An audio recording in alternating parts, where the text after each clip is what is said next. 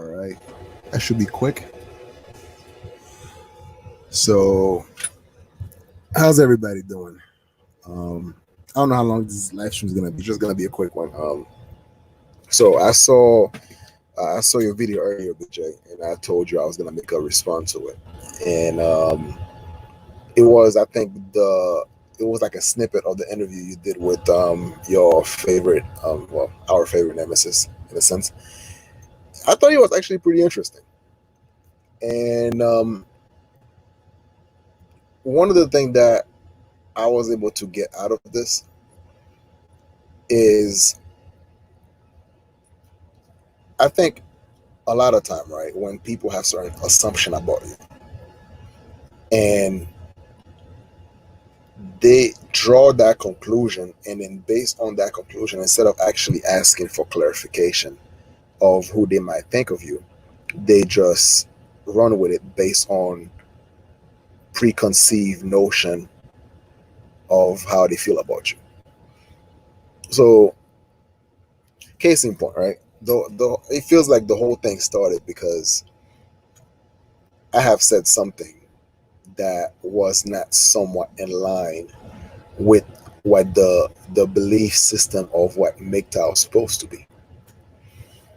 But in reality, what we were talking about was not the belief system of MGTOW, but those who actually hide behind the said movement and pretending to be decent people, or those who are hurt, or whatever the case may be.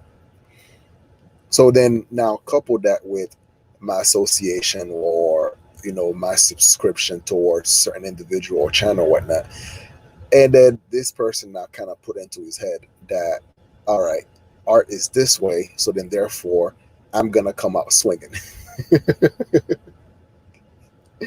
It's interesting because, like, there are, look, people have a lot of belief system, right? And I do have friends or associates that actually have different belief system that are different to mine. However, the way you approach someone would make the difference between if that person willing to talk to you or completely dismiss you. Say, for example, it's not my first time criticizing any type of movement, whether it's the manosphere, whether it's MGTOW, whether it's a red pill, whether it's feminism, whether it's Christianity, whatever, right? Ideologies are meant to be challenged. Ideologies are meant to be challenged because that's how, that if it can withstand the test of time, then that's how you find the true validation, the true value of said ideology. But whenever you try to shut down certain discussion, or try to make it seems like you're not so, certain things becomes taboo or almost religious like. It's like you taking away any type of rationale, and then you put this so-called movement above anything else you can imagine. It becomes a cult. It becomes something that's not supposed to be questioned. So now riddle me this: how is that a leader that a movement that was supposed that, according to many MGTOWs, it's a movement that has no leader. So if a movement have no leader, then how can he actually has certain rules, and how can you enforce those rules? How can you have anyone that can actually speak on behalf of said movement? So then, therefore, you're gonna have people that claiming that no, that's not real MGTOW, that's not real this, that's not real that. Well, how do you know? What is it, like written down somewhere? Okay, cool. So it's written down somewhere. So then, if you cannot question whatever plan or goals, whatever amendments or constitutions that you might have towards this said movement, then doesn't matter if anybody actually break those constitution because there is no leader to enforce or to make sure those constitutions stick, those amendment sticks. No, and that is plainly obvious how you have so many people that claim to be MGTOW and they hide behind this ideology and therefore gives you guys a bad name. And these were the exact individual I was referring to. Those who actually don't really care about the image or who try to actually represent the said movement in the best of light. And think of this way. All right. One of the video that I made was is MGTOW now a joke, right? Of course, you had like so many people all up in their feelings. That was hilarious to me. You know, but out of all these folks that was somewhat hurt or feeling some type of way, right? I had a very few of them that were actually approaching me respectfully. And the ones that actually did, I replied to them back respectfully as well. And one of the example of that was a YouTuber, a MGTOW YouTuber by the name of Knowledge is Power. He's a very intelligent dude, and to the point I actually even had him on my platform. You know, mad respect for him. We don't agree 100%. There's a lot of things that I agree with what he said. There's a lot of things I don't agree with what he said.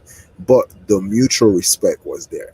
He didn't come out at me swinging, you know, saying, you ain't shit. You don't know what the fuck you talking about. Get the fuck out of here. He didn't do none of that. So in order to get respect, you have to show it. You have to give something for people to respect. And that usually happens with the way you approach people. And they will decide whether or not how they will deal with you. You know? Of course, there's like so many ways people try to be insulting, right? They would try to use, you know, low snarky comment and try to actually throw this under the radar. And then when you confront them about it, they then try to play the victim, right? You know, gaslight you and all that stuff. I said, like, hey, I was being respectful. I don't know what happened. You know, he just take things out of context, man. You know. So you have those type, and then you have those that doesn't understand where you're coming from, or purposely misconstrued where you're coming from, just because of preconceived notion of what they already thought about you. So then, therefore, having a conversation with those said individual, it doesn't matter what you have to say to them, because regardless of what you say, they would find a way to twist it around to make your word fit their agenda, to make your word, what you're saying, fit their preconceived notions. So now I have to ask myself, do I really care about what these individuals think about me? I don't. So then in reality, I am more MGTOW than a lot of these motherfuckers, because I'm not bound by someone else's opinion. I'm not bound by someone else's rules. I'm not bound by what someone tell me what I should or shouldn't talk about. I'm truly going my own way without having to join any type of club, without having to, you know, hold the line, without having to do none of that bullshit. I think critically. I say what I mean, and I mean what I say. I mean, if it's about my associations and whatnot, dude, I have plenty of people that I'm cool with, and they are sometimes in the very opposite end of the spectrum. Perfect example, right? There's this YouTuber called, two YouTuber. I'm gonna give you a perfect example. Two YouTuber that are at great odds of each other, yet I'm cool with both of them. You have Manosphere Exposed, which is Aaron, which is, you know, Aaron, and you also have KSC, right? They both their videos is like, you know, they both use satire for their videos and whatnot. And I had to just talk to both of them.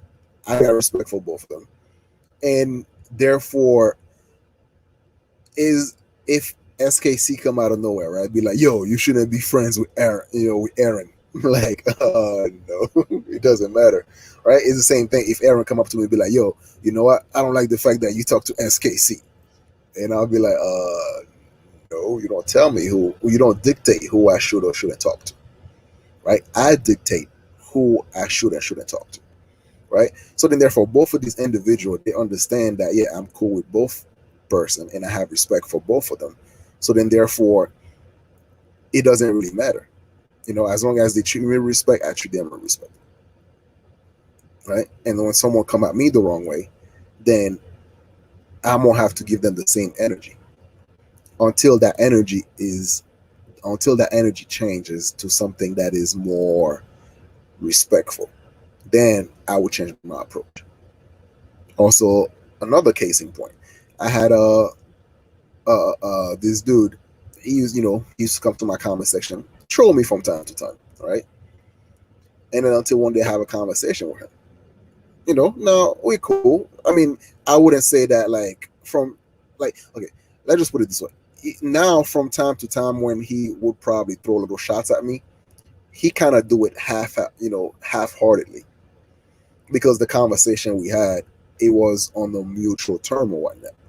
But before he had gotten to that point, we had different exchanges of us trolling each other to a certain degree. So my point is this, right? Until people are aware of how they approach each other, right? Then the person that you are trying to diss, or you try to you try to disrespect, are under no obligation to give you their time. So, and you have a lot of dudes. It kind of seems like their emotional state is very fragile, where it feels like they cannot handle a different opinion, and they will actually throw a hissy fit by when they come across certain opinion. They cannot entertain a thought, right, without having to act upon it. So it's like they are in this quest of somewhat eliminating ideas that doesn't match theirs. And to me, I find it kind of ironic. And those type of behavior tends to occur from people that tend to lack self-control, but yet try to control others. Let me say that again. A lot of these behavior, a lot of these radical mindset, people that for some weird reason, if you don't agree with them, they would actually throw a hissy fit, a little fit. These individuals, the reason why they're so keen on trying to control other people's content, other people's train of thought, other people's mind, is because they themselves lack the self-control. So then that level of insecurity is like, my movement or my belief system is not valid until everybody else agrees with me. So that's why they always, try to, either troll or try to debate or try to do a whole bunch of shit. And it's like, dude, no one is under no obligation to give you their time. And that's what I think of this whole scenario. So as far as this kid, right? I kind of feel sorry for him. I kind of do, because like his comprehension level goes as far as a few centimeters. Not far at all. So there's no miles of intelligence that you can actually get from him. So to having to keep going or trying to make someone like that understand where you're coming from, you you have to ask yourself, all right, what do I have invested in that particular person to actually try to make him see, try to make him understand where I'm coming from without having him misconstrue what I'm saying. I don't know. Maybe you and him, you guys know each other longer, right? So then, therefore, I can understand why you guys keep having this type of discussion. But with me, I'm not really invested in him. He's just somebody that just happened to have an opinion about me, and I have some opinion about him. But there's really nothing there that actually I can find quite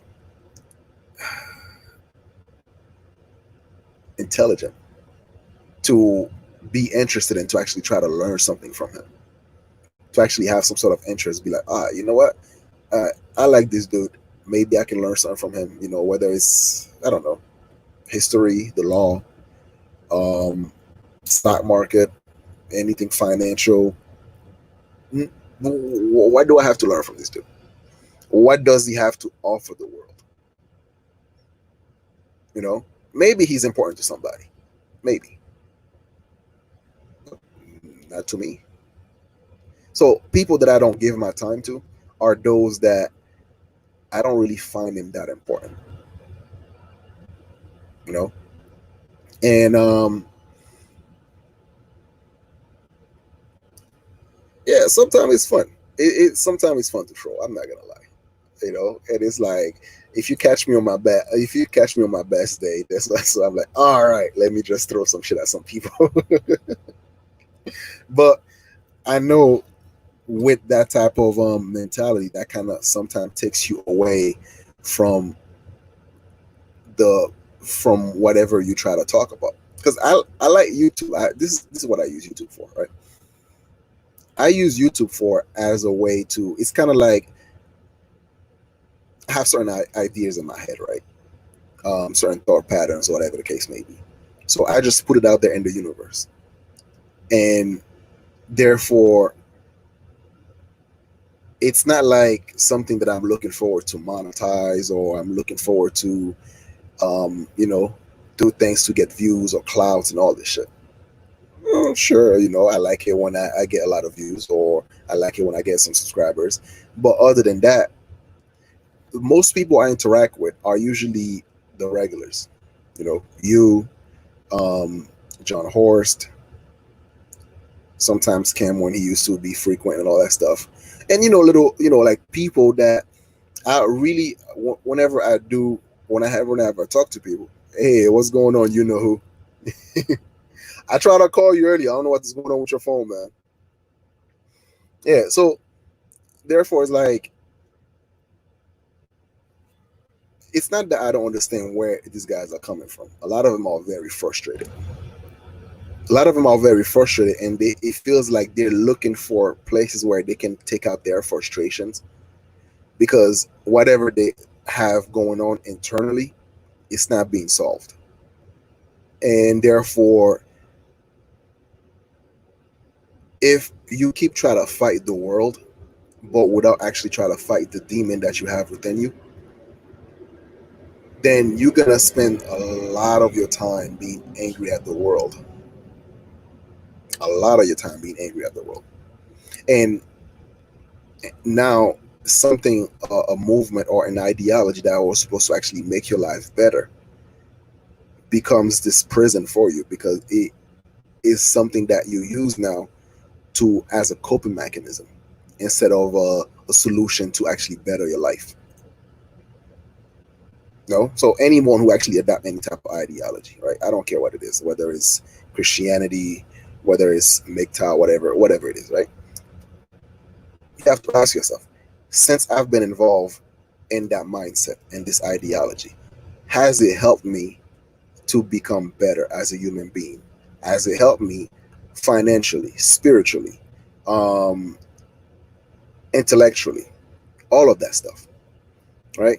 Or are you still the same angry, bitter person that you was before you joined that said movement, or before you actually claimed to be part of said ideology?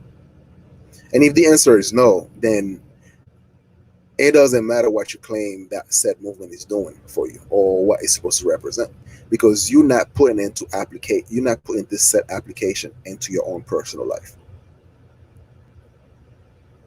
See, you could tell there's a huge difference between knowledge is power and many other people that claim to be MGTOW. Then again, you might also say that, well, maybe he always had that level of intelligence, and him being part of the MGTOW movement actually brings MGTOW into a better level, into a better understanding, a better representation. So, hey, I guess you could say, don't ask what the movement can do for you, but what can you do for the movement? Hey, so are you making MGTOW? Are you a better representation of MGTOW, or are you the type of person that you are the representation of everything that is wrong with MGTOW? That's why sometimes when I say certain things and some people get offended, and I understand it because it feels like it is a personal attack.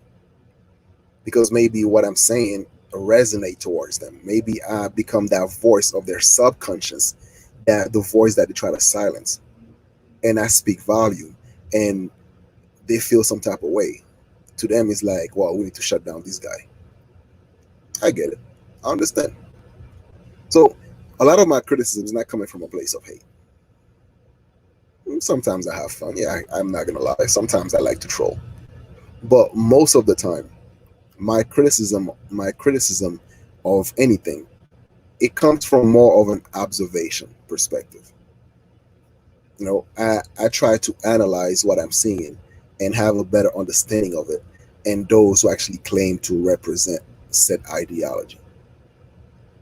Just like um, I criticize Christianity sometimes, but it's like, does Christianity help a lot of people? Yeah. Does it hurt a lot of people? Hell yeah. You know, especially those who actually hide behind the cross. Who tell you, "Oh, I'm a Christian. I'm this, I'm that," and then, but when you actually get to take a look at these person, they are rotten to the core. Same thing for every movement. Same thing for everything that you could think of. Everything gets corrupted. No, because everything that has a beginning also have an end. People die. So it is part of life. So I accept it. I accept the fact that something as an ideology as beautiful as MGTOW will be corrupted over time, because people are imperfect, people are immoral, people will do certain things that would actually destroy something so beautiful. And that was what I was speaking about. So whether MGTOW survive or it doesn't, it's an ideology. Ideologies never die. So it would fall out of favor for a period of time. And then after a long time, I don't know, maybe 20 years, a decade later, or whatever. Because the whole concept of bachelor isn't new to anyone. It's not. It's just the same kind of message rebranded and then marketed as something else. And then, until someone find a way to monetize it again, and you're gonna make some good money out of it, and then it gets corrupted again, and you just, rinse, wash, repeat. Same thing for every ideology. I mean, shoot, look how easy Antifa was able to actually infiltrate BLM, and then now turn this whole protest into something like, fascist insurrection, try to overthrow the government, whatever. It's not that hard. Just giving something a name doesn't make it anything. It's like, it's the action of the people that claim to represent said name. But yeah, anyway, so like I said, I'm not staying for long. It's Arbanaka. Oh yeah, and you know who it is. Give me a buzz, man. Because I tried to hit you up earlier today. I don't know what's going on with your phone. All right, so share, like, comment, subscribe. All right, Mighty. Oh, and by the way, I have when is it? Oh yeah, I think I mentioned that before. I did a stream with Sophia, and it should be coming up probably in a couple of days, stuff like that. So just stay tuned, look out for it. And it was a pretty interesting conversation me and her we had. All right, guys. So I'm out of here, Big J. So hope you listened to what I had to say. This is my perspective on the matter. And yeah, comment, man. Let me know what you think. All right. Peace. Peace.